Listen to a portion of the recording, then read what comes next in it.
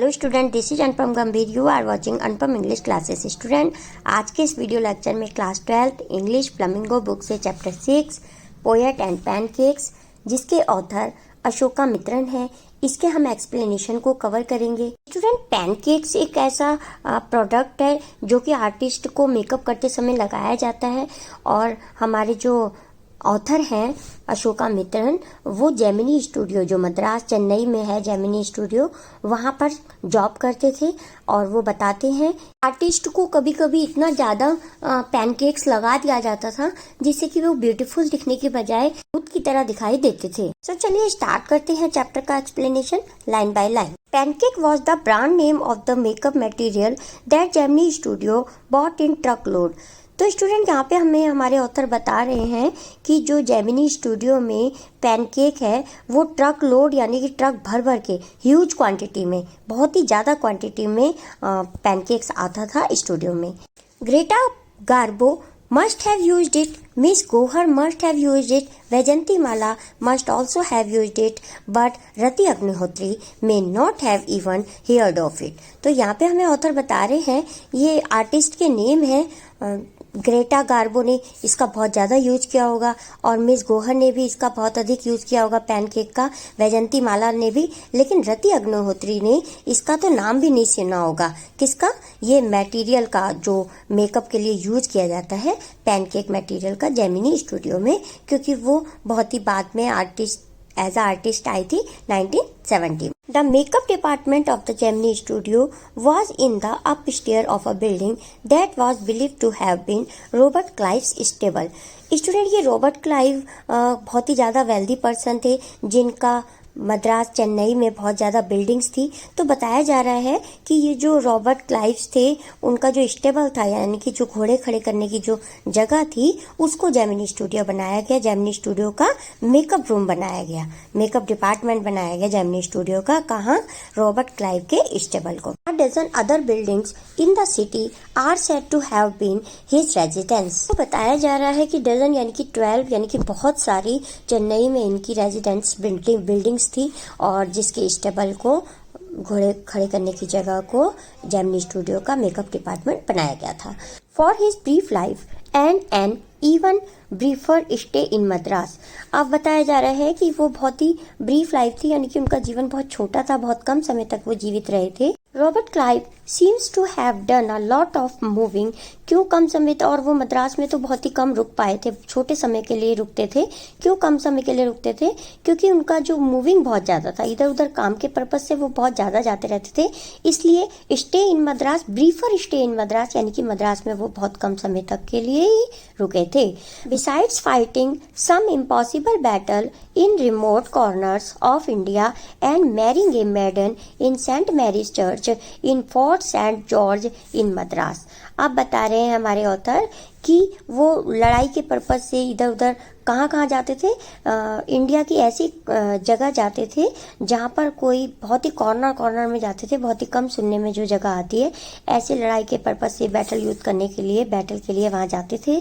और बाद में उन्होंने एक मैडन से शादी कर ली थी, यानी कि बहुत ही छोटी गर्ल की, यंग एज की लड़की से उन्होंने शादी कर ली थी। कहाँ करी थी? सेंट मैरी चर्च में, जो कि सेंट जॉर्ज मद्रास में है।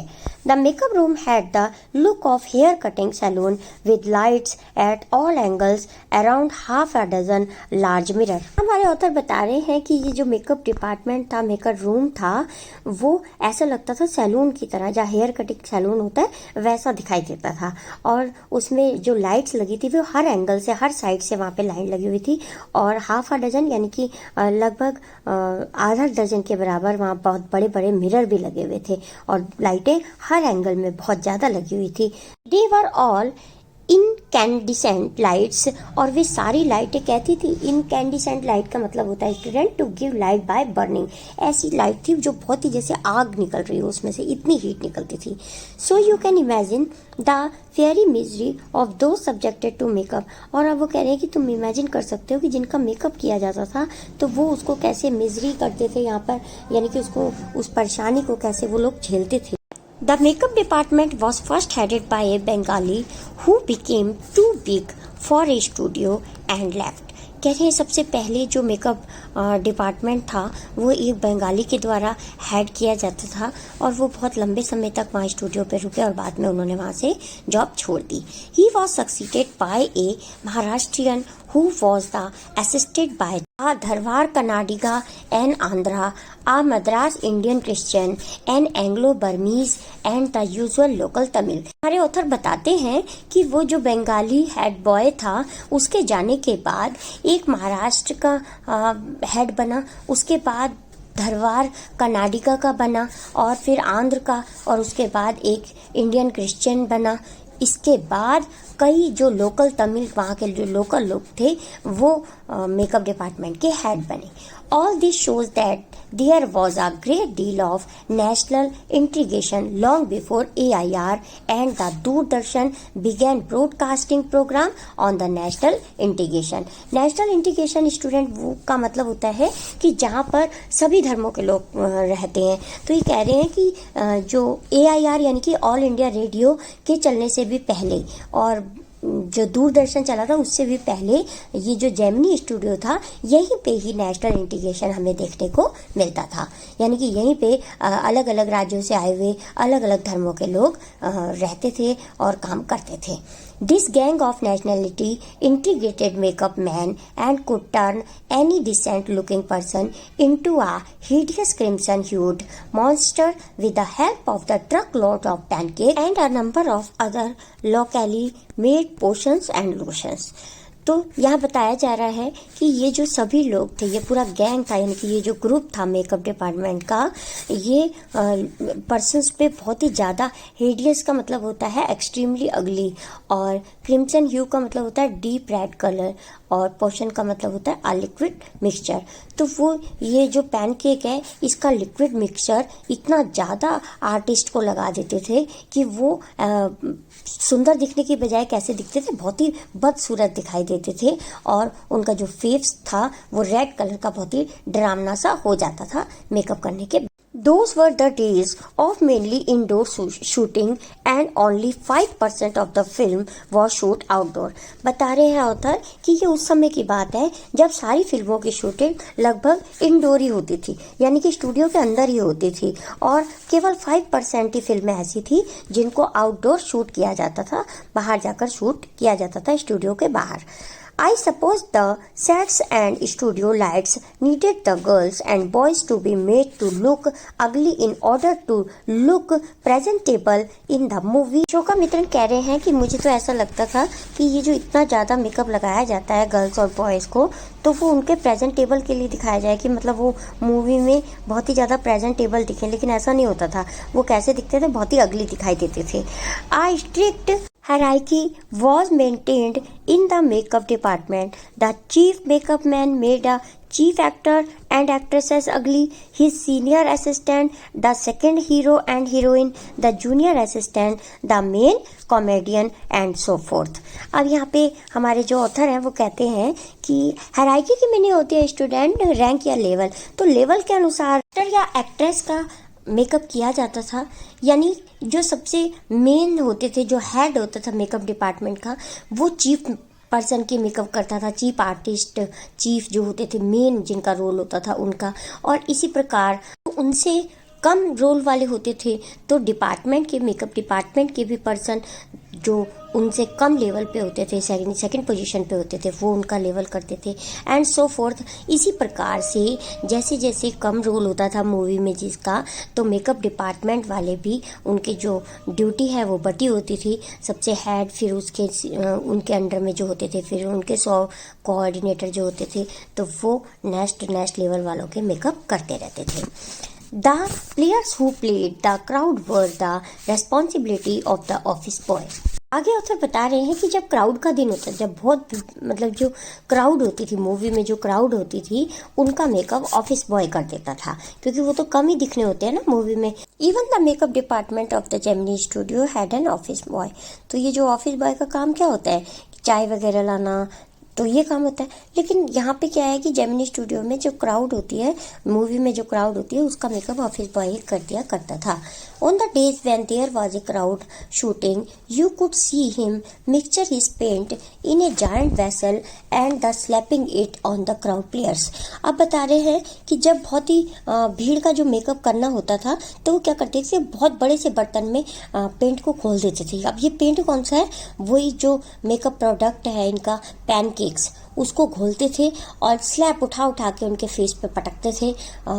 आर्टिस्ट के ये जो क्राउड होती थी मूवी में, उनके फेस पे पटक पटक कर इतना सारा मेकअप लगाया करते थे। The idea was to close every pore on the surface of the face in the process of the applying. और मेकअप मैन को ऐसा आइडिया दिया जाता था कि आर्टिस्ट के फेस का एक भी पोर, हमारे फेस पे जो पोर्स होते हैं, कि एक भी पोर दिखाई नहीं देना चाहिए, और भर भर के उनके फेस पे मेकअप लगाया जाता था। He was not exactly a boy, he was in his 40s। तो बता रहे हैं ऑथर कि ये जो ऑफिस बॉय था वो एक बॉय नहीं था, मतलब वो अर्ली 40s की एज में था, यानी कि वो एक मैन था। Having enter the studio years ago in the hope of becoming a star actor और ए टॉप स्क्रीन राइटर, डायरेक्टर और लिरिक्स राइटर। तो वो इस आशा से जेमिनी स्टूडियो में आया था कि वो एक दिन बहुत बड़ा एक्टर बन जाएगा, या स्क्रीन डायरेक्टर या लिरिक राइटर बन जाएगा। लेकिन वो क्या बन के रह गया, केवल एक ऑफिस बॉय ही बन के रह गया। He was bit of A poet, तो वो थोड़ी बहुत पोएट्री भी करता था, यानी कि वो छोटा मोटा पोएट भी। ग्राफ in those days I worked in a cubicle two whole sides of which were French windows. बता रहे हैं कि जिन दिनों मैं वहाँ काम करता था तो मैं एक क्यूबिकल रूम में काम करता था। क्यूबिकल रूम यानी कि क्लोज्ड रूम से मतलब होता है स्टूडेंट, और कह रहे हैं कि छोटा सा केबिन जैसा क्यूबिकल एक रूम था जहाँ वो काम करते थे, और जो वहाँ विंडो लगी हुई थी, कह रहे अब मुझे पता चला है कि उस विंडो को क्या कहते हैं, फ्रेंच विंडो कहते हैं, जो कि दोनों साइड से खुलती है। आई did not know at that time they were called French window. कह रहे उस समय मुझे नहीं पता था कि ऐसी विंडो को फ्रेंच विंडो कहा जाता है। Seeing me sitting at my desk tearing up newspaper day in the day out. कह रहे हैं कि जब मैं वहाँ पे बैठा होता था अपने क्यूबिकल रूम में, तो उनका काम क्या था स्टूडेंट, कि न्यूज़पेपर की क्लिक कट करके और वो कटिंग कर करके रखते थे, और उसको जहाँ भी पेस्ट करना होता था या ज़रूरत होती थी तो उसको संभाल के रखते थे। न्यूज़पेपर की कटिंग का उनका काम था। अब बता रहे हैं कि most people thought I was doing next to nothing. और वो कह रहे हैं कि वहाँ पे डिपार्टमेंट में, उस स्टूडियो में सभी लोग सोचते थे कि ये तो बेकार का ही काम करते हैं, इनका कोई काम है कि न्यूज़पेपर की क्लिप कट करते हैं। It is likely that the boss thought likewise too. और वो बताते हैं कि इवन कि बॉस भी ऐसा ही समझते थे कि मेरा जो काम है वो ज़्यादा टफ नहीं है, ऐसे ही मैं काम करता हूँ। So anyone who felt I should be given some occupation would barge into my cubicle and deliver an extended lecture। अब बताते हैं कि मुझे ऐसे काम करते हुए ऐसे सोचते थे लोग कि ये तो खाली ही है, और कोई भी वहाँ पे बार्ज होके आ जाता था। बार्ज यानी कि स्टूडेंट बिना परमिशन के अंदर आ जाना। तो कह रहे कोई भी आ जाता था अंदर और लेक्चर देना, अपना बेफालतू की बातें करना मेरे साथ शुरू कर देते थे। The boy in the makeup department had decided I should B enlightened on how great literary talent was being allowed to go waste in a department fit only for barbers and perverts। आगे author बताते हैं कि फिर एक दिन एक वो boy आ गया। यहाँ पे हम फर्स्ट पार्ट में डिस्कस कर चुके हैं कि ये जो ऑफिस बॉय था, ऑफिस बॉय का काम होता है चाय पानी वगैरह लाना। लेकिन जब वहाँ स्टूडियो में जब बहुत ही ज़्यादा क्राउड हो जाती थी, जिस दिन क्राउड का मेकअप होता था, तो ये ऑफिस बॉय भी उनके मेकअप में जुट जाता था। तो ऑथर बताते हैं कि फिर ये भी आ जाता था मेरे क्यूबिकल रूम में, तो बॉय भी आ जाता था और अपना लेक्चर देना मेरे को शुरू कर देता था, बेफालतू की बातें मेरे साथ डिस्कस करता था। और एक दिन वो कहने लगा कि मैं तो यहाँ पे बेकार में ही काम कर रहा हूँ, मेरे पास तो बहुत टैलेंट है, कि मुझे तो लिटरेसी भी आती है, यानी कि मैं तो पोइट्री भी कर लेता हूँ, मैं पोएट हूँ। तो यहाँ तो केवल इस डिपार्टमेंट में तो वही लोग फिट है जैसे बार्बर और परवर्स। परवर्स की मीनिंग होती है स्टूडेंट दोज हु कॉपी, जो लोग कॉपी कर लेते हैं। तो कह रहे जो बार्बर हैं या परवर्स हैं, ऐसे लोग ही इस डिपार्टमेंट में काम करने के लिए फिट हैं। ये कौन कह रहा है? ये ऑफिस बॉय कह रहा है। किससे कह रहा है? हमारे ऑथर से कह रहा है। Soon I was praying for crowd shooting all the time. कि मैं तो प्रे कर रहा था भगवान से कि ये जो क्राउड की शूटिंग है, जब शूटिंग के दौरान बहुत सारी क्राउड आ जाती है तो वो जो मेकअप डिपार्टमेंट के लोग हैं वो मेकअप करने के लिए कम पड़ते हैं, तो उन दिनों ये ऑफिस बॉय भी शूटिंग करता था, जैसा कि हम फर्स्ट पार्ट में पढ़ ही चुके हैं। तो हमारे ऑथर प्रे करते हैं कि ये जो क्राउड की शूटिंग है वो हमेशा चलती रहे। Nothing short of it could save me from his epic, जिससे कि मैं इसके एपिक से बच पाऊँ। एपिक की मीनिंग होती है स्टूडेंट लेंदी टॉक। कह रहे ये जो बेफालतू की लंबी लंबी बातें मेरे साथ करता है, इन बातों से मैं बच जाऊँ, और मैं प्रे करता हूँ कि वो जो शूटिंग है, क्राउड की शूटिंग, वो हमेशा ही चलती रहे। Next paragraph, in all instances of frustration, you will always find the anger directed towards a single person, openly or covertly, and this man of the makeup department was convinced that all his woes, ignominy and neglect were due to Kothamangalam Suppu। तो यहाँ पे हमारे author बता रहे हैं कि ये जो ऑफिस बॉय है, इसका जितना भी फ्रस्ट्रेशन, जितना भी इसका गुस्सा था, कवर्टली की मीनिंग होती है सीक्रेटली, और वोस की मीनिंग होती है प्रॉब्लम या ट्रबल्स, और इग्नोमिनी की मीनिंग होती है डिस्ग्रेस। वो कहते हैं कि इसके फेस का जितना भी फ्रस्ट्रेशन था, जितना इसका गुस्सा था, वो सब सुब्बू के लिए था। सुब्बू कौन है? वहाँ जो मेकअप डिपार्टमेंट है उसका सेकंड नंबर पे, सबसे ऊपर बॉस होता है और सेकंड नंबर पे ये सुब्बू था। कह रहे इसका जितना भी फ्रस्ट्रेशन है वो केवल और केवल सुब्बू के लिए था, और वो उसी की बातें आगे हमारे ऑथर के साथ डिस्कस भी करता था। Subbu was the number 2 at Gemini studio. Subbu था वो नंबर 2 पे था जेमिनी स्टूडियो में। He could not have had a more encouraging opening in films than overgrown up makeup boy had. और वे बता रहे हैं कि जब सुब्बू ने ये ऑफिस ज्वाइन किया था तो वो भी एक ऑफिस बॉय की तरह था, यानी कि उसकी पोजीशन भी ऑफिस बॉय की थी, लेकिन धीरे धीरे उसने अपने आप को ग्रोन अप किया और वो जेमिनी स्टूडियो के मेकअप डिपार्टमेंट के सेकंड नंबर पे आ गया।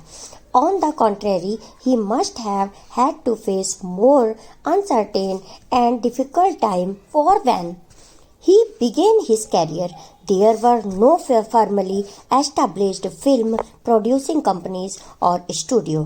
तो ऑथर कहते हैं कि बल्कि इसने तो ज़्यादा स्ट्रगल किया। कॉन्ट्रेरी की मीनिंग होती है अपोजिट, मतलब अगर कंपैरिजन किया जाए सुब्बू का इस ऑफिस बॉय से, जो इस समय ऑफिस बॉय है, उससे कंपैरिजन किया जाए तो कहते हैं कि इसने तो ज़्यादा डिफिकल्ट सिचुएशन को हैंडल किया है, ये जो अब सेकंड नंबर पे आ गया है सुब्बू। लेकिन इसने, ये जो इस समय ऑफिस बॉय है, इसने तो ज़्यादा स्ट्रगल नहीं की। क्यों? क्योंकि जिस टाइम पे वो आया था तो उतनी तो फिल्म प्रोड्यूसिंग और कंपनीज और स्टूडियो भी तब नहीं होते थे। Even in matter of education, especially formal education, Subbu could not have had the appreciable lead over our boy। अब ऑथर ये भी बताते हैं कि अगर एजुकेशन के कंपैरिजन में देखा जाए, सुब्बू की एजुकेशन उतनी अच्छी नहीं है जितनी की एजुकेशन इसकी अच्छी है। ऑफिस बॉय ज़्यादा पढ़ा लिखा है, और उस समय तो ज़्यादा फैसिलिटीज़ भी एजुकेशन वगैरह की नहीं थी जितनी अब है। But by virtue of being born a Brahmin, a virtue indeed, he must have had exposure to more affluent situation and people। by virtue of की मीनिंग होती है स्टूडेंट गुड लक, और एक्सपोजर की मीनिंग होती है experience, और effluent की meaning होती है रिच या बेटर। तो कह रहे हैं कि अगर गुड लक की तरफ से भी देखा जाए तो ये जो सुब्बू है इसका लक बहुत अच्छा है, ये ब्राह्मण फैमिली से बिलोंग करता है। इसकी फाइनेंशियल सिचुएशन भी इस ऑफिस बॉय के कंपैरिजन में अच्छी थी। He had the ability to look cheerful and all the time, even after having had a hand in a flop film। और कह रहे हैं कि वो जो सुब्बू था वो हमेशा चीयरफुल रहता था, हमेशा हैप्पी रहता था, और कभी फिल्म कोई फ्लॉप भी हो जाती थी तब भी वो घबराता नहीं था और हैप्पी रहता था। ही always had work for somebody, और वो किसी के लिए भी काम करने को तैयार हो जाता था। He could never do things on his own, but his sense of loyalty made him identify himself with his principal completely and turn his entire creativity to his principal's advantage। यहाँ पे प्रिंसिपल आया है student Subbu के boss के लिए, जो head थे उस डिपार्टमेंट के। तो कह रहे हैं कि वो बहुत ही लॉयल था, जो सुब्बू था बहुत ही loyal means I strong feeling of support for someone, किसी के लिए भी मतलब बहुत अच्छी फीलिंग रखता था। और जो अपने जो बॉस थे, प्रिंसिपल आया बॉस के लिए, और जो उनके बॉस थे उनके एडवांटेज यानी कि उसके फ़ायदे की जो भी बात होती थी उसको वो पूरी तरह से करने के लिए हमेशा तैयार रहता था। He was tailor made for film. Tailor made की मीनिंग होती है स्टूडेंट आइडियल, तो वो हमेशा फिल्म मेकिंग के लिए भी, फिल्म्स के लिए भी आइडियल था। उसके बिना फिल्म मेकिंग भी अधूरी रहती थी। There was a man who could be inspired when commanded. Commanded मतलब ऑर्डर। तो जब भी कभी उनके बॉस कोई भी उसको ऑर्डर देते थे तो वो उसको कंप्लीट करने के लिए हमेशा इंस्पायर्ड रहता था, हमेशा प्रेजेंट रहता था। The rat fights the tigers underwater and kills her but takes pity on the cubs and tends them lovingly. तो यहाँ पे वहाँ जो बहुत सारी फिल्म बनती हैं स्टूडियो में, तो उसके एक सीन को बताते हुए बता रहे हैं हमारे ऑथर कि एक जो रैट होता है वो टाइग्रेस को मार देता है पानी के अंदर, और लेकिन उनके जो कब्स होते हैं यानी कि जो टाइग्रेस के बच्चे होते हैं टाइगर के, उनको उस पर दया आ जाती है। किसको? रैट को उस पर दया आ जाती है। तो कुछ ऐसा सा सीन प्रेजेंट किया गया। I did not know how to do the scene, the producer would say and Subbu would come out with 4 ways of the rat pouring affection on its victims' offspring. तो यहाँ पे ऑथर बता रहे हैं कि इस प्रकार का सीन प्रोड्यूसर को समझ नहीं आ रहा था कि किस प्रकार से पर्दे पर दिखाया जाए, लेकिन ये जो सुब्बू था इसने इस सीन को दिखाने के 4 तरीके बता दिए। मतलब कि वो इतना इंटेलिजेंट था फिल्म मेकिंग में। Good, but I am not sure it is affective enough, the producer would say, and in a minute Subbu would come out with 14 more alternatives. तो जब उन्हें सिब्बू ने बताए तरीके, 4 तरीके बताए, लेकिन प्रोड्यूसर को फिर भी अच्छा नहीं लगा, जचे नहीं वो सारे तरीके। तो उसके बाद बता रहे हैं हमारे ऑथर कि सुब्बू ने 14 तरीके और बता दिए कि इस टाइप से हम सीन को प्रोड्यूस कर सकते हैं। तो आप समझिए कि वो इतना ज़्यादा क्लेवर था कि वो सोचता था कि ऐसे नहीं तो ऐसे, वो हर तरीके से सीन को पेश करना जानता था। Film making must have been and was so easy with a man like Subbu around, and if ever there was a man who gave direction and definition to Gemini Studio during its golden years. It was Subbu. और author बता रहे हैं कि सुब्बू इतना intelligent था, इतना clever था, film making इतने अच्छे से जानता था कि अपने गोल्डन ईयर्स में, यानी कि जब वो बहुत ज़्यादा तरक्की कर रहा था, उन ईयर्स में उसकी वजह से ही जेमिनी स्टूडियो इतना फेमस हो पाया था। Subbu had a separate identity as a poet and though he was certainly capable of more complex and higher forms, he deliberately chose to address his poetry and the masses. अब author बता रहे हैं कि जो सुब्बू था वो सेकंड नंबर पे तो था ही जेमिनी स्टूडियो में, इसके अलावा वो छोटी मोटी पोइट्री भी करता था, पोम भी लिखता था। और वो कैसी पोम लिखता था? बहुत ही कॉम्प्लेक्स नहीं लिखता था, हायर फॉर्म्स वाली नहीं, थोड़ा इजी लैंग्वेज में लिखता था, जिससे कि उनकी पोइट्री मासेस यानी कि सभी को समझ में आ जाए, इजी रूप में वो पोएम लिखता था। His success in films over shadows and draft his literary achievements or so his critics felt. Shadow की मीनिंग होती है स्टूडेंट दब के रह जाना। ऑथर बताते हैं कि वो पोइट्री तो बहुत अच्छी करता था, लेकिन वो जो फिल्म मेकिंग में उसको जो सफलता मिली थी उसके वजह से जो उसकी पोइट्री का काम है वो दब के रह गया। और क्रिटिक्स कौन होते हैं? जो जज करते हैं कि ये काम अच्छा है या नहीं। तो वो क्रिटिक्स भी ऐसा ही फील करते थे कि ये जो उसकी पोइट्री की हुनर है, जो पोइट्री इसे लिखना जानता है, उसका इतना अच्छी पोइट्री भी लिखता है, लेकिन उसका वो हुनर ये इसकी फिल्म मेकिंग के काम से दब के रह गया, ओवरशैडोड हो गया। He composed several truly original story poems in folk, rhythm and diction, and also wrote a charming novel, Thilana Mohanambal, with dozens of very deftly etched characters. डिफिटली की मीनिंग होती है स्टूडेंट क्लेवरली, और Dickson का मतलब होता है the style of, retain मतलब होता है लाइंस दैट आर रिपीटेड। जो भी पोम लिखता था वो कैसे कंपोज की जाती थी? एक ट्रू स्टोरी पे कंपोज होती थी। और जो एक उसने नॉवल लिखा था खिलाना मोहनम्बल विद द डजन और वेरी डिफिटली मतलब क्लेवरली। सुब्बू ने इस नॉवल में हर करेक्टर को इतनी चतुराई के साथ पेश किया था कि उस नॉवल की एक एक चीज एक एक करेक्टर की एक एक सिचुएशन समझ में आती है। He quite successfully recreated the mood and manner of devadasis of the early 20th century. 20th century से पहले देवदासीज किसको कहा जाता है स्टूडेंट? जो तमिल में मंदिर में अलग अलग वे से जो लड़कियां पूजा करती हैं उसे देवदासीज कहा जाता है। तो उन गर्ल्स की मूड और मैनर को भी उसने बहुत ही चतुराई के साथ पेश किया था, जो कि 20th सेंचुरी में वो देवदासीज करती थी उनके मूड को। He was an amazing actor, he never aspire to the lead roles but whatever substitutory role he played in any of the films, he performed better than the supposed main players। अब बताया जा रहा है कि वो जो main player के पास जो रोल करते हैं, यानी कि सेकंड नंबर पे जब प्ले करते हैं, तो वो बहुत बखूबी से निभाता था वो रोल भी। तो इससे ये पता चलता है कि सुब्बू एक अच्छा पोएट होने के साथ साथ एक अच्छा प्रोड्यूसर और एक आर्टिस्ट भी था। और जब कभी सेकंड रोल की जरूरत होती थी, यानी कि जो फिल्म में मेन रोल होता है उसके बाद सेकेंडरी रोल की जब कभी भी जरूरत होती थी तो उसको भी वो बहुत बखूबी निभाता था, तो जिससे पता चलता है कि वो एक अच्छा आर्टिस्ट भी। He had a genuine love for everyone he came across and his house was permanent residence for dozen of near and far relations and acquaintances। अब बताया जा रहा है कि वो बहुत ही ज़्यादा जेन्यून भी था। किसकी बात की जा रही है? ये ही आया स्टूडेंट सुब्बू के लिए, जो कि मेकअप डिपार्टमेंट में बॉस के बाद सेकंड नंबर पे है।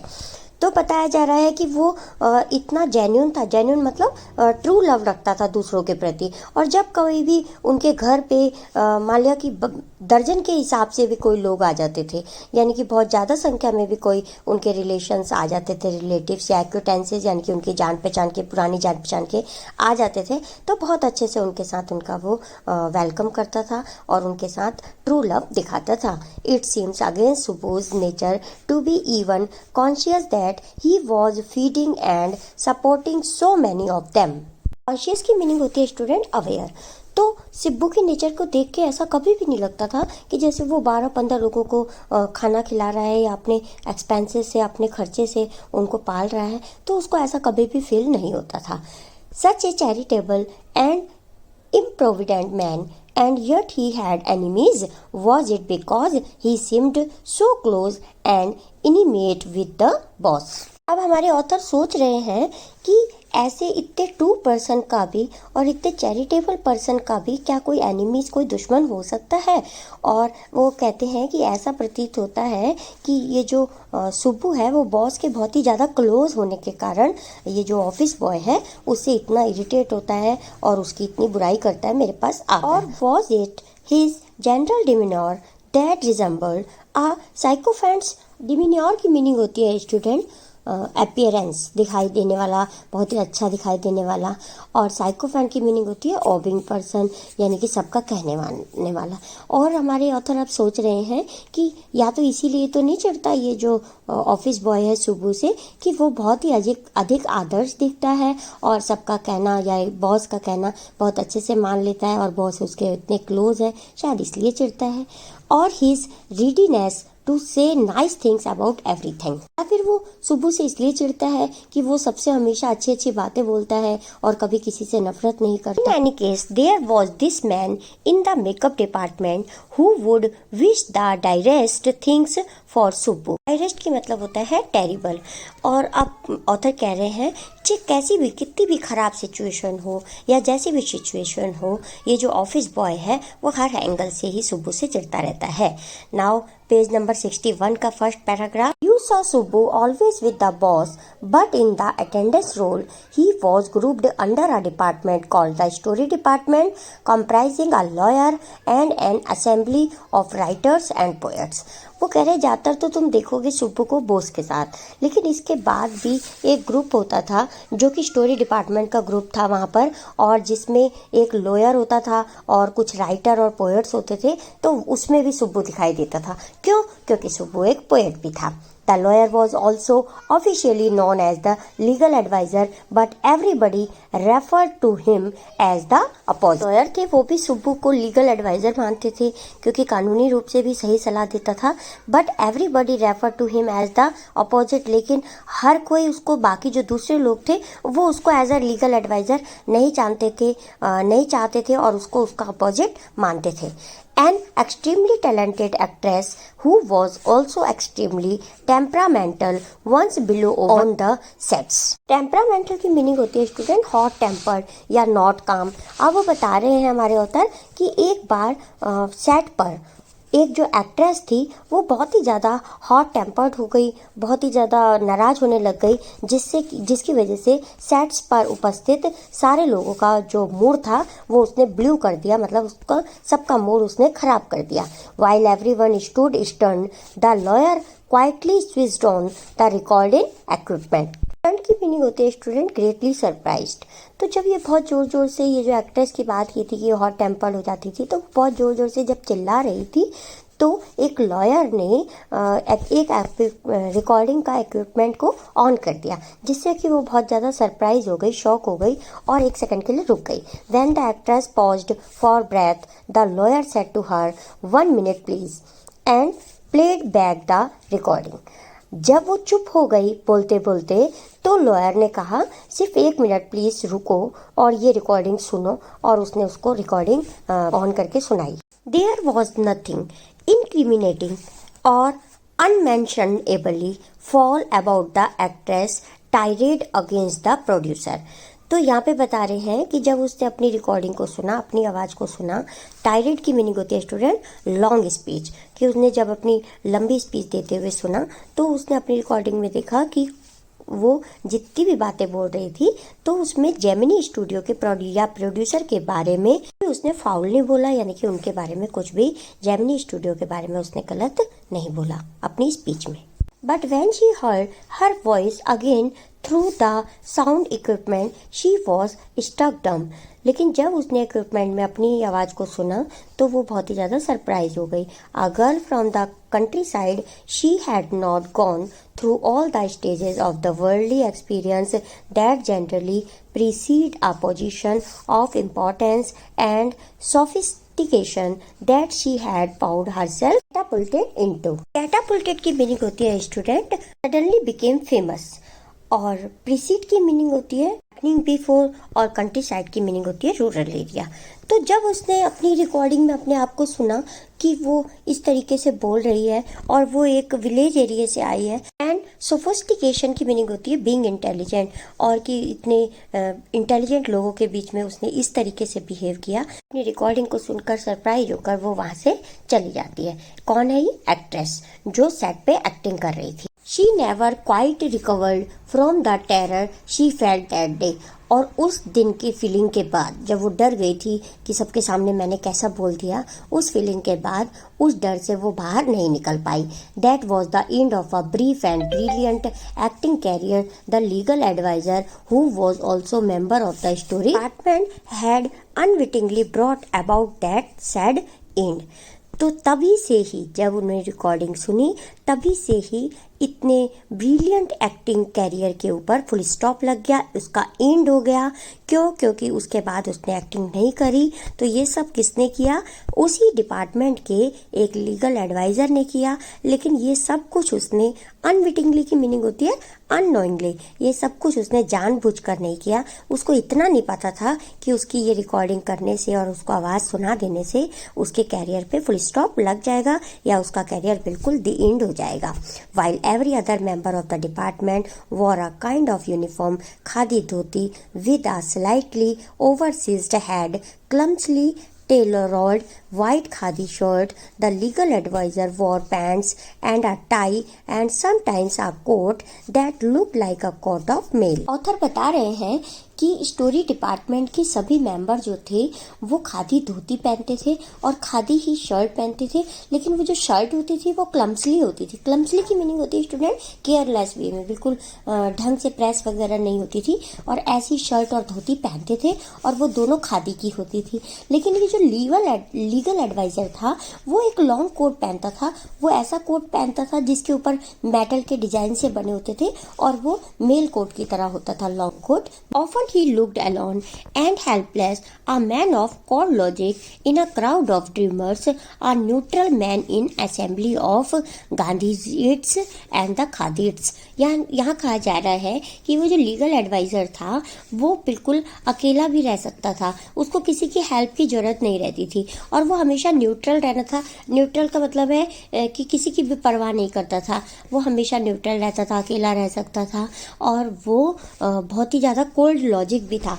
कोल्ड लॉजिक मतलब प्रैक्टिकल नॉलेज, क्योंकि उसके बहुत ही ज़्यादा नॉलेज थी। जो वहाँ लॉयर था स्टोरी डिपार्टमेंट का, लीगल जो एडवाइजर था।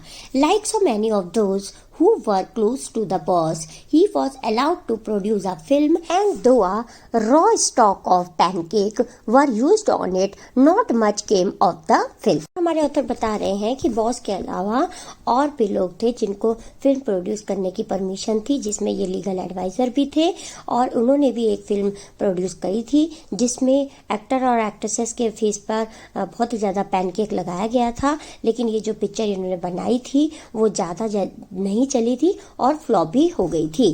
Then one day the boss close down the story department and this was perhaps the only instance in all human history where a lawyer lost his job because the poets were asked to go home. यहाँ पे author बता रहे हैं कि एक दिन boss ने declare किया, घोषणा कर दी कि ये जो स्टोरी डिपार्टमेंट है ये बंद किया जा रहा है, और यहाँ पे जितने भी पोएट और राइटर काम करते थे वो सबकी जॉब चली गई, और इसी की वजह से वो जो लॉयर था, लीगल एडवाइजर था, उसकी भी जॉब चली गई।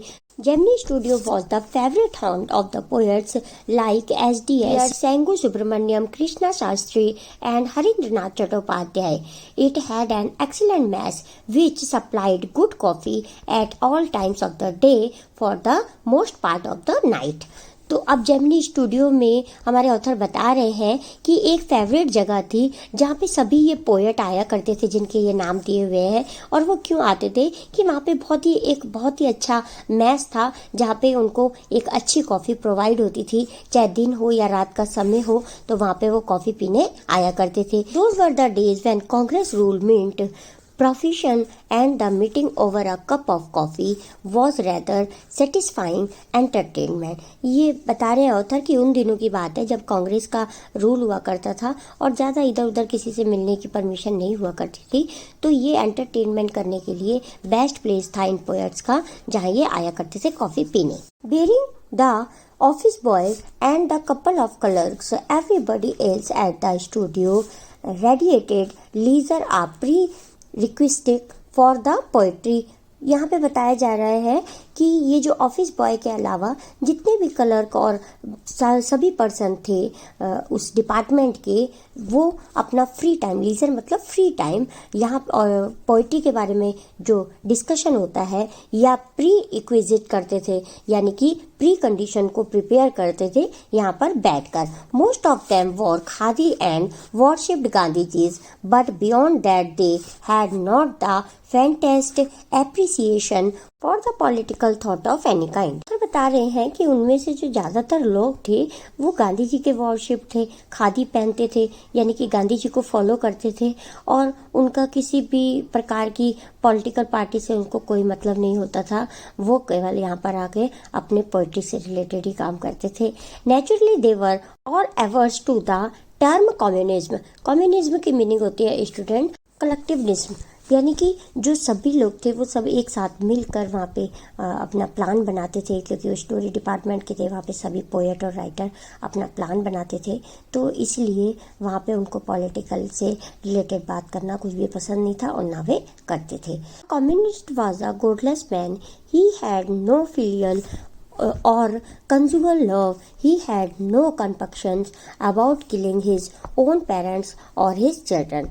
अब बता रहे हैं कि जो कम्युनिस्ट के लोग होते हैं, पॉलिटिकल पार्टी से जुड़े हुए जो लोग होते हैं, वो बिल्कुल फिलियल होते हैं, मतलब उनके मन में किसी के लिए भी प्यार नहीं होता और अपने हस्बैंड या वाइफ के लिए भी वो लोग प्यार नहीं रखते, और इवन कि वो अपने पेरेंट्स या अपने बच्चों को किल भी कर सकते हैं.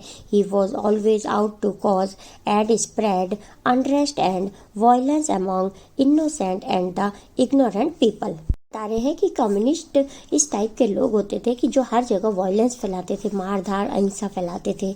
सच notion which prevailed everywhere else in South India at that time also naturally floated about vaguely among the khadi-clad poets of Gemini Studios. अब बताया जा रहा है कि इस प्रकार के नोशंस का मतलब होता है थॉट, तो इस प्रकार के थॉट जो पूरे साउथ इंडिया में फैले हुए थे, अब जेमिनी स्टूडियो के वो सीधे साधे जो खादी के पहनते थे और गांधी जी को फॉलो करते थे, उन पोएट्स तक भी जेमिनी स्टूडियो में ये विचार आ गए थे. Evidence of it was soon forthcoming की मीनिंग होती है स्टूडेंट अबाउट टू कम. तो वो बता रहे हैं कि इस चीज का भी एविडेंस यानी कि प्रूफ सभी को मिलने वाला था. When Frank Buchman's moral rearrangement army, some 200 strong, visited Madras sometimes in 1952, they could not have found a warmer host in India than the Gemini Studio. अब एक ये पोएट के बारे में बता रहे हैं कि एक पोएट था जिसका नाम था फ्रैंक बचमन्स, और इसके जो आर्मी में कितने लोग थे, 200 लोगों की इनकी आर्मी थी, और वो 1952 में मद्रास में आए थे. और कहते हैं कि इंडिया में जेमिनी स्टूडियो के अलावा इनके इतने अच्छे से वेलकम करने वाला या कोई और इनका होस्ट नहीं था जितना कि Gemini studio. Someone called the group an international circus. They were not very good on trapeze, and their acquaintances with the animals was only at the dinner table. But they presented two plays in a most professional manner. यह बता रहे हैं author हमें कि यहाँ Gemini Studio के सब लोग तो उन्हें क्या समझ रहे थे कि सर्कस वाले समझ रहे थे. टैपेज मतलब जो अलट पलट करके अपने आप को उल्टा करके सर्कस दिखाते हैं ना, उस टाइप के लोग लग रहे थे कह रहे हैं. लेकिन वो ऐसा कुछ भी नहीं था, क्योंकि वो एनिमल का जो करतब दिखाते हैं सर्कस में, ऐसा वो बिल्कुल भी नहीं दिखाते थे.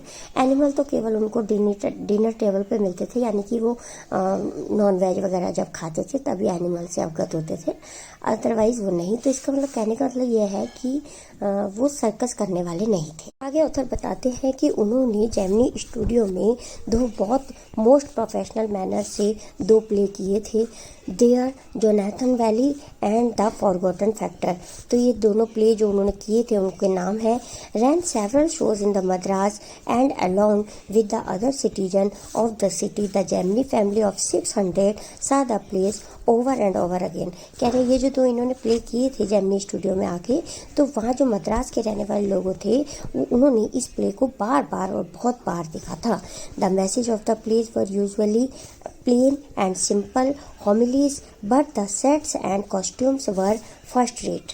हमें बताते हैं कि जो उन्होंने दो प्ले किए थे वो बहुत ही सिंपल और प्लेन थे, लेकिन उसमें कोई होमिलीज यानी कि एक धार्मिक मैसेज वो लोग जरूर छोड़ते थे, लेकिन जो कॉस्ट्यूम पहनते थे वो बिल्कुल नंबर 1 की होती थी. Madras and the Tamil drama community were terribly impressed and for some years almost all Tamil plays had a scene of sunrise and sunset in the manner of Jotham Valley, with a bare stage, a white blackboard curtain, and a tune played on the flute. Author कहते हैं कि जो इन्होंने play किया था Jonathan valley, उसका जो इन्होंने स्टेज बनाया था, सनराइज और सनसेट का पीछे कर्टेन लगा होता था, वाइट कलर का बैकग्राउंड होता था, और उसमें सनराइज और सनसेट के सीन प्रस्तुत किए जाते थे. तो उस सीन को, उस स्टेज को मद्रास के जेमिनी स्टूडियो में और मद्रास में बहुत लोगों ने बहुत सालों तक उसको कॉपी किया था. उसमें क्या होता था कि एक वाइट कलर का बैकग्राउंड कर्टन लगा होता था, सनराइज और सनसेट के सीन होते थे, और कोई उसमें फ्लूट की ट्यून बजा रहा होता था. तो इसको वहाँ कॉपी किया गया बहुत सालों तक.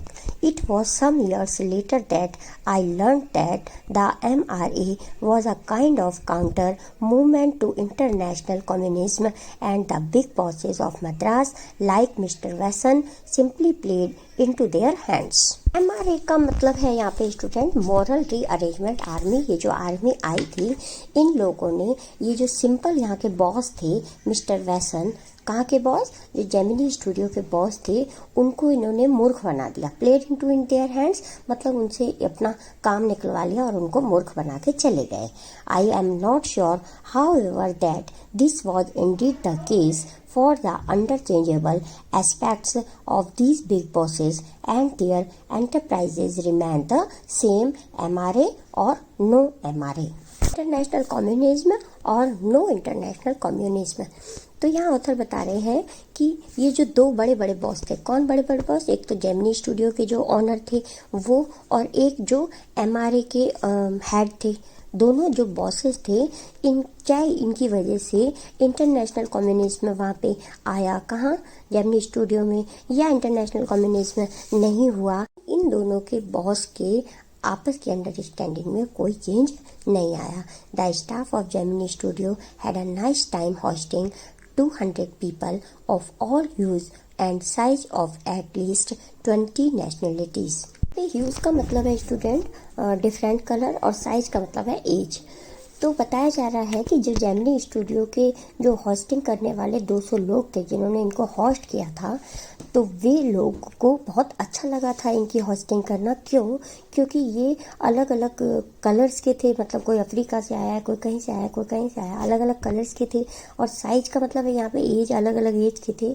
तो और वो हमेशा क्या करते थे, सिर्फ मेकअप में ही लगे रहते थे, मेकअप डिपार्टमेंट में ही वर्क करते रहते थे। तो जब ये लोग आए यहाँ पे, इन्होंने प्ले किया, तो इनको होस्ट करना वहाँ जेमिनी स्टूडियो के लोगों को बहुत अच्छा लगा। It was such a change from the usual collection of crowd players waiting to be slapped with thick layers of makeup by the office boy in the makeup department. Gemini Studio के लोग बहुत खुश हुए। वो लोग क्यों खुश हुए? क्योंकि हर समय तो वो स्लैब उठा, थिक लेयर जो है उठा के केवल आर्टिस्ट के फेस पे लगाते रहते थे, उनका यही काम होता था। लेकिन इनको साथ जब उन्होंने टाइम स्पेंड किया तो वो लोग बहुत खुश हुए। A few months later, the telephone lines of the big bosses of Madras buzzed, and once again we at Gemini Studio cleared our whole shooting stage to welcome another visitor। कह रहे हैं फिर कुछ महीनों के बाद एक टेलीफोन कॉल आई Gemini Studio के बॉस के पास कि यहाँ पर इंग्लैंड से कोई शूटिंग करने के लिए अलग से विजिटर आ रहे हैं। All this said was that he was a poet from England, और बताया कि वो जो है आ रहे हैं वो पोएट है, इंग्लैंड से आ रहे हैं। The only poets from England the simple Gemini staff knew or heard of were Wordsworth and Tennyson. यहाँ बता रहे हैं कि जो जेमिनी स्टूडियो का स्टाफ है, सिंपल जो वहाँ के पोएट है, वो केवल किनके नाम जानते थे, Wordsworth and Tennyson. The more literate ones knew of Keats, Shelley and Byron, और जो उसमें से थोड़े ज़्यादा पढ़े लिखे पोएट थे वो किसको जानते थे, कीट्स को, शेली को और ब्रेयन को भी जानते थे। And one or two might have faintly come to know to someone by the name Eliot, लेकिन उसमें से शायद एक या दो ही ऐसे पोएट होंगे जिन्होंने इलियट पोएट का नाम सुना हुआ था। Who was the poet visiting the Gemini studio? काफी सारे पोएट कंफ्यूज हो जाते हैं जो जेमिनी स्टूडियो में है, वो सब लोग कंफ्यूज हो जाते हैं कि हमने इन पोएट्स के नेम तो सुने हुए हैं, लेकिन वो कौन पोएट है जो जेमिनी स्टूडियो में अब आ रहे हैं। He is not a poet, he is an editor. फिर किसी ने बताया कि वे एक पोएट नहीं है, वो तो एडिटर हैं जो आ रहे हैं। That's why the boss is giving him a big reception, इसीलिए तो जो जेमिनी स्टूडियो के बॉस हैं उन्होंने एक बहुत बड़ा उनको रिसेप्शन दिया है। Vasan was also the editor of the popular Tamil weekly the Vikatan. अब किसी ने ये गैस किया कि जो मिस्टर वैसन है, ये जो जेमिनी स्टूडियो के बॉस हैं, वे खुद भी एडिटर हैं, इसीलिए जो, और उन्होंने एक तमिल वीकली आनंदा विकेटन के नाम से बहुत ज़्यादा वो फेमस भी हैं, तो इसीलिए शायद कोई एडिटर ही आ रहे हैं, ये किसी ने गैस किया। He was not the editor of any of the non name of the British publications in Madras, that is those non at the Gemini studio. किसी ने गैस किया कि नहीं, वो एडिटर नहीं है, क्योंकि जितने भी एडिटर्स हैं वहाँ मद्रास के जेमिनी स्टूडियो में नॉन जाने जाते हैं वे सब, तो इसीलिए तो वो एडिटर नहीं हो सकते। Since the top man the Hindu were taking initiative, the सरमाइज was that the poet was the editor of the Daily, but not from the Manchester Guardian or the London Times. तो ये जो दो नाम दिए हुए हैं, द मैनचेस्टर गार्जियन और London time, ये बहुत बड़े बड़े न्यूज़पेपर के नेम हैं, और द हिंदू और ये डेली है, ये न्यूज़पेपर का नाम है। तो ये गैस कर रहे हैं, सरमाइज का मतलब होता है गैस, तुक्का लगाना, अनुमान लगाना, और वहाँ कोई और लोग और जो पोएट है वो अनुमान लगा रहे हैं कि ये तो हमें पता है कि ये जो डेली न्यूज़पेपर है इसके वो एडिटर नहीं है, और तो वो कौन है। तो कोई ये तुक्के लगाते लगाते कुछ उनके गैस सही भी हैं और कुछ गलत भी हैं। At last around 4 in the afternoon the poet or the editor arrived. शाम के 4 बज गए और वो जो पोएट थे या इनके हिसाब से या एडिटर थे, तो वो 4 बजे दोपहर के बाद आ गए। He was a tall man, very English, very serious, and of course very unknown to all of us. Author बता रहे हैं कि जब वे आए तो वो बहुत लंबे मैन थे, इंग्लिश बहुत अच्छी फ्लुएंसी से बोलते थे और बहुत ही सीरियस थे, मतलब आराम से बैठे हुए थे, और अननोन ऑल ऑफ अस, हमारे में से उनको कोई नहीं जानता था। Battling with half a dozen pedestal fans on the shooting stage. हमारे ऑथर बता रहे हैं कि जब उनके वेलकम के लिए हमारे बॉस ने, मिस्टर वासन ने स्पीच दे रहे थे, तो वो बहुत प्रॉब्लम के साथ दे पा रहे थे, क्योंकि लगभग 6 वहाँ पे बहुत बड़े बड़े पंखे चल रहे थे, जिससे कि वहाँ उनकी आवाज़ गूंज रही थी, और जो वेलकम स्पीच वो दे रहे थे हमारे बॉस, वो बहुत ही प्रॉब्लम के साथ दे पा रहे थे। डाउट अ लॉन्ग स्पीच, कह रहे हैं बॉस ने बहुत लंबी सी स्पीच दी। It was obvious that he too knew precious little about the poet or the editor. उस स्पीच से पता चल रहा था कि हमारे जो बॉस को, उनको भी परफेक्टली नहीं पता था कि ये जो आए हैं ये पोएट है या एडिटर है, मतलब वो भी कंफ्यूज हो रहे थे। The speech was all in the most general terms, but here and there it was peppered with words like freedom and democracy. Author बताते हैं कि जो स्पीच थी, वैसे तो वो स्पीच बहुत ही जनरल थी, लेकिन कहीं कहीं पर उसमें पेपर्ड यानी कि उसमें यूज किए गए थे, कहीं कहीं पर फ्रीडम और डेमोक्रेसी के वर्ड यूज किए गए थे स्पीच में। Then the poet spoke. जब ये स्पीच कंप्लीट हुई उसके बाद वो जो आए हुए थे बाहर से पोएट इंग्लैंड से, उन्होंने स्पीच देना स्टार्ट किया। He couldn't have addressed a more dazed and silent audience. No one knew what he was talking about, and his accent defeated any attempt to understand what he was saying. इसकी meaning होती है student confuse. अब author कहते हैं कि जब उन्होंने speech देना स्टार्ट किया, जो पोएट आए हुए थे, तो वो भी बहुत ही ज्यादा कंफ्यूज, डेज्ड हो रहे थे, कंफ्यूज हो रहे थे। क्यों हो रहे थे? क्योंकि हम ऑडियंस की साइलेंट को देखकर, क्योंकि वो भी नहीं समझ पा रहे थे कि ये ऑडियंस को कुछ समझ में आ रहा है या नहीं आ रहा, तो और वो अपनी स्पीच दे रहे थे। The whole thing lasted about an hour. 1 घंटे तक ये स्पीच चली। Then the poet left. उसके बाद ये पोएट चले गए। And we all dispersed in utter bafflement. Bafflement की मीनिंग होती है कंफ्यूज्ड, और कंफ्यूजन के साथ ही हम सब भी वहां से चले गए। What are we doing? हम क्या कर रहे थे? What is an English poet doing in a film studio which makes Tamil films for the simplest sort of people. अब बता रहे हैं कि हमें तो खुद ही भी नहीं पता था कि ये जो पोएट है वो यहाँ क्या करने आए हैं, क्योंकि यहाँ तो स्टूडियो में तो तमिल फिल्म बनती थी और कुछ लोग मिलके स्टूडियो में काम करते थे फिल्म बनाने का, लेकिन सब लोग कंफ्यूजन में थे कि ये पोएट यहाँ क्यों आए और कौन सी स्पीच दे के गए। हमें से किसी को कुछ समझ नहीं आया और सब कुछ क्या रह गया? बफलमेंट रह गया, यानी कि कंफ्यूजन में ही रह गया। People whose lives least afforded them the possibility of the cultivating a taste for English poetry. जितने भी वहाँ लोग प्रेजेंट थे, वे सभी लोग इंग्लिश पोइट्री में, कल्टिवेटिंग का मतलब था इंटरेस्ट लेना, तो इंटरेस्ट लेते हुए बिल्कुल भी दिखाई नहीं दे रहे थे। The poet look pretty baffled too, और वो जो पोएट था वो भी बहुत ही ज्यादा कंफ्यूज था। For he too must have felt the sheer incongruity of his talk about the thrills and travels of an English poet. Student incongruity की मीनिंग होती है not matching. Thrills and travels की मीनिंग होती है effort लगाना। तो इतने effort के साथ कंप्लीट स्पीच जब दी थी उस पोएट ने, तो वो भी बहुत ही ज्यादा कंफ्यूजन में था कि मेरे इतने एफर्ट लगाने के बाद भी किसी को मेरी स्पीच समझ में नहीं आ रही है। His visit remained an unexplained mystery, और वो जो उसकी विजिट थी वो एक केवल रहस्य ही बन के रह गई।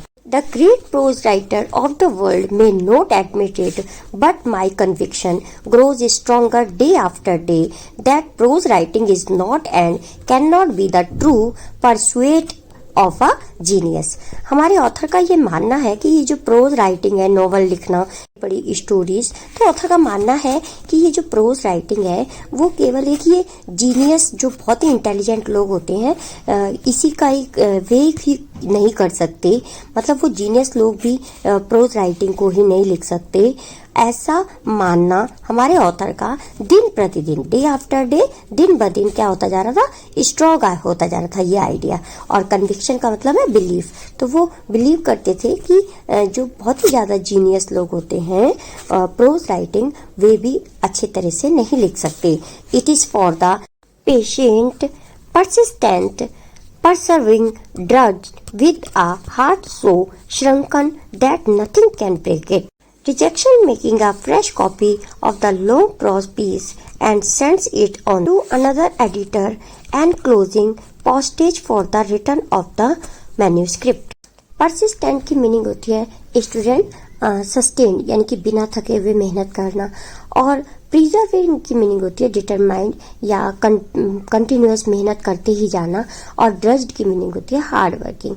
तो जैसा कि हमारे ऑथर कह रहे थे अभी पहले लाइन में कि जो प्रोज राइटिंग है वो जीनियस के लिए भी इजी नहीं है, मतलब बहुत ही इंटेलिजेंट के लिए, जरूरी नहीं कि हर इंटेलिजेंट बंदा जो है कि प्रोज लिख लेगा, प्रोज राइटिंग कर लेगा। कह रहे ये बहुत ही ज़्यादा, जब वो पोएट बिना थके हुए कंटिन्यूसली हार्ड वर्किंग करते रहते हैं और उसके बाद भी कोई दूसरा होगा तो वो तो कहेगा कि चलो छोड़ो ये काम नहीं हो रहा, और कोई कॉपी पेस्ट किया किसी चीज़ को इंटेलिजेंट पर्सन ने और अपना कंप्लीट कर दिया। लेकिन जो पोएट है वो बिना रुके हार्ड वर्किंग करते हुए भी अपनी जो पोइट्री है उसको कंप्लीट करते हैं। मैन्युस्क्रिप्ट की मीनिंग होती है स्टूडेंट हैंड रिटन।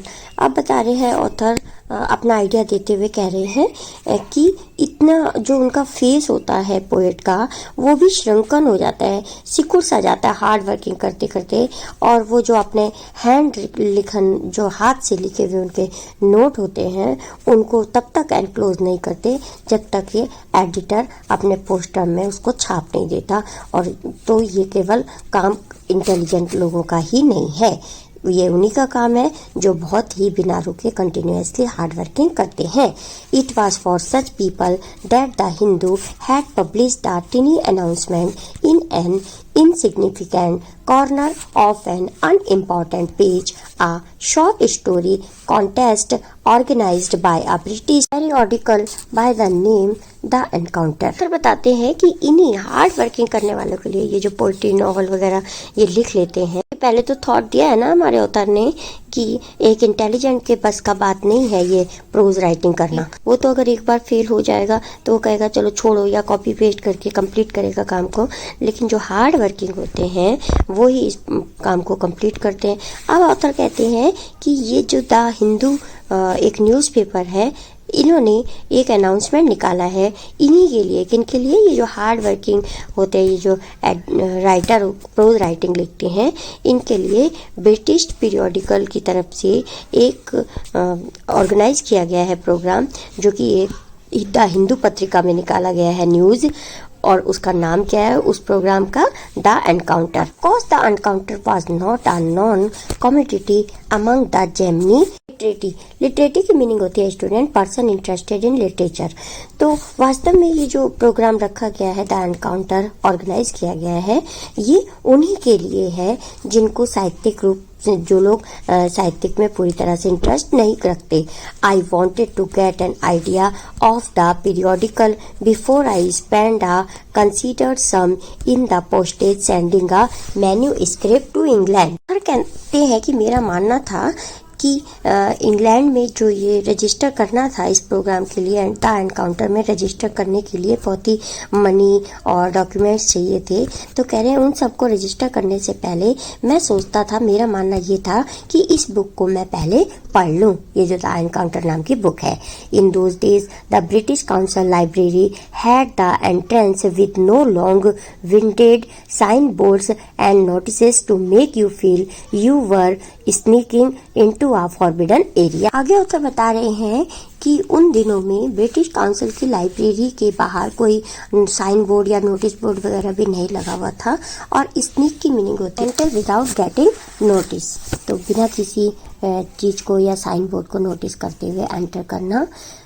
तो कह रहे हैं कि ऐसी जगह पे वो लाइब्रेरी थी।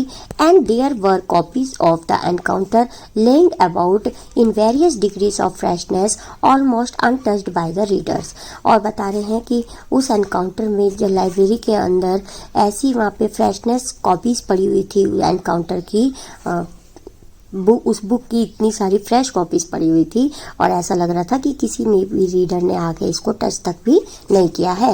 When I read the editor's name I heard a bell ringing in my shrunken heart. तो हमारे ऑथर ने जैसे ही उसके एडिटर का नाम पढ़ा, द एनकाउंटर बुक के एडिटर का नाम पढ़ा, तो वैसे उनके हार्ट में एक घंटी सी बज गई।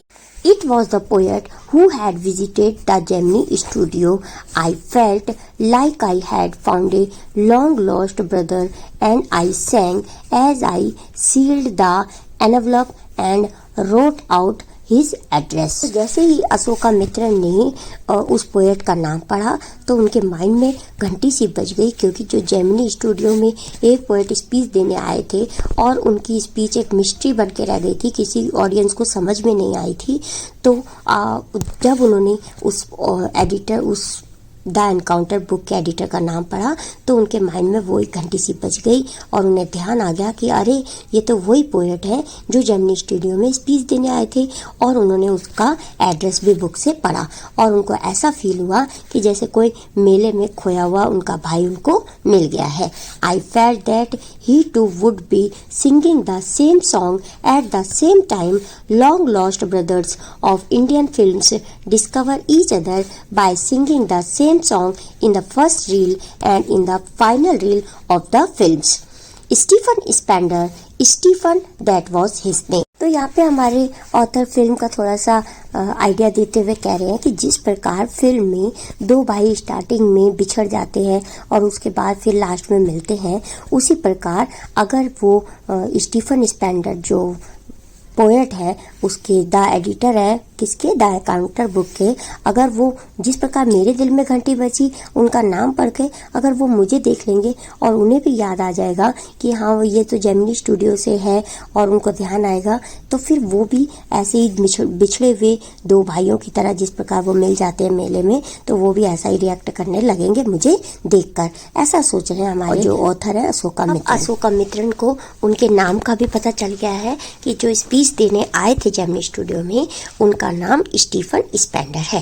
And years later when I was out of Gemini studios and I had much time but not much money, anything at a reduced price attached my attention. Ashokamitran बता रहे हैं कि कुछ साल बाद जब जेमिनी स्टूडियो मैंने छोड़ दिया था, तो उसके बाद जब कभी कोई अच्छी बुक मुझे कम प्राइस पे मिलती थी तो मैं उस पर ध्यान देता था, उसको खरीद लेता था।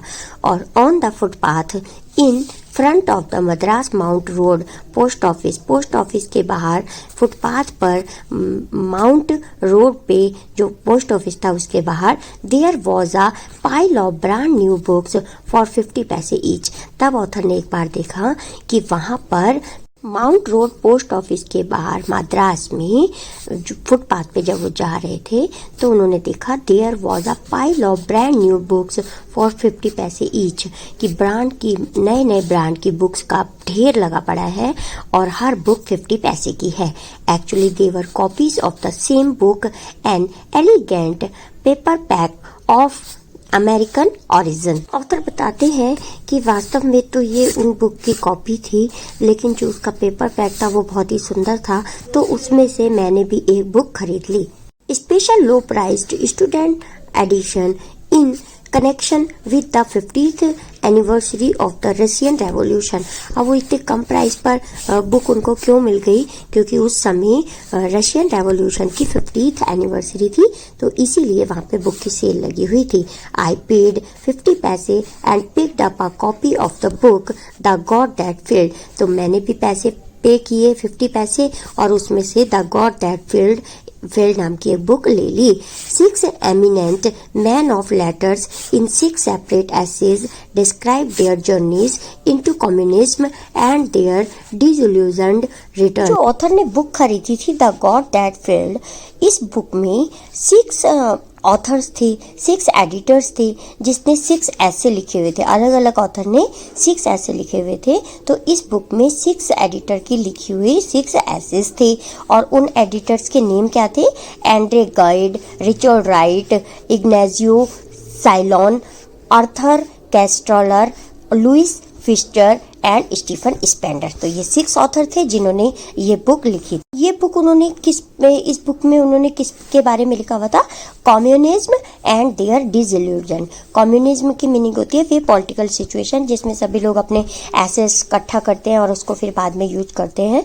और उसी बुक में ही इन्होंने डिसइल्यूजन के बारे में भी लिखा हुआ था और इनको पता चल गया था कि ये बातें सही नहीं है, ये हिंसा फैलाने वाला है। तो उन्होंने इस बुक में डिसइल्यूजन के बारे में भी लिखा था इन 6 ऑथर्स में, जिसमें एक स्टीफन स्पेंडर भी थे। इससे ऑथर को पता चल गया था कि ये वही ऑथर है, जो वही पोएट है जो जेमिनी स्टूडियो में स्पीच देने आए थे। और उनको ये भी पता चल गया था कि वो किस बारे में स्पीच देने आए थे, अर्थात वे कम्युनिज्म पर अपनी स्पीच देने आए थे जेमिनी स्टूडियो में। तो आज हमारे ऑथर को उसका भी पता चल गया। Stephen Spender assumed significance. Stephen Spender हमारे ऑथर जो अशोका मित्तल है बहुत ही ज्यादा खुश हो जाते हैं और सिग्निफिकेंस उनको ये बुक लगती है और वो सोचते हैं कि ये मेरे लिए पढ़ना, ये बुक मेरे लिए पढ़ना बहुत ही ज्यादा इम्पोर्टेंट है। Stephen Spender the poet who had visited Gemini Studio in a moment I felt a dark chamber of my mind lit up by a hazy illumination. Author कहते हैं कि जब मैंने इस ऑथर का नाम पढ़ा, स्टीफन स्पेंडर का नाम देखा बुक में, तो मेरे जो डार्क माइंड था, मतलब जो मेरे दिमाग में कंफ्यूजन था, डार्क चैम्बर यानी कि जो मेरे माइंड में कंफ्यूजन था कि वो कौन पोएट आए थे और किस बारे में वो बोलना चाहते थे, तो वो लिटअप हो गया, यानी कि वहाँ बत्ती जल गई और मुझे सब समझ में आ गया कि ये जो स्टीफन स्पेंडर है वो कम्युनिज्म के बारे में स्पीच देने आए थे जेमिनी स्टूडियो में। The reaction to Stephen Spender at Gemini Studio was no longer a mystery. Gemini studio में जो स्टीफन स्पेंडर आए थे और जो मिस्ट्री बन गई रही थी, वो मिस्ट्री अब सॉल्व हो गई और अब पता चल गया कि स्टीफन स्पेंडर वास्तव में वहाँ क्या कहने आए थे। The boss of the Gemini studio may not have much to do with Spender's poetry but not with his God that field। अब हमारे ऑथर कह रहे हैं अशोका मित्रन कि जेमिनी स्टूडियो के जो बॉस थे उनको तो पोइट्री से कोई लेना देना नहीं था, ना ही उन्होंने कोई ध्यान नहीं दिया कि ये स्पीच जो स्टीफन स्पेंडर है वो किस बारे में बताने आए थे। लेकिन ये जो द गॉड दैट फील्ड नाम की बुक है, इससे ये सारी मिस्ट्री सॉल्व हो गई और पता चल गया कि आखिर स्टीफन स्पेंडर वहाँ पे जो जेमिनी स्टूडियो में आए थे वो कम्युनिज्म पर अपने स्पीच देने आए थे। अर्थात the God that failed book नाम की बुक जो फुटपाथ से हमारे ऑथर ने खरीदी थी, उस बुक ने उस मिस्ट्री को सॉल्व कर दिया। तो स्टूडेंट, मिस्ट्री सॉल्व होने के साथ साथ ये चैप्टर भी कंप्लीट होता है। I hope this video lecture is very helpful to you. If yes, please like this video, share this video and subscribe my channel for more videos. Thank you so much for watching. मिलते हैं next video lecture में, तब तक के लिए bye.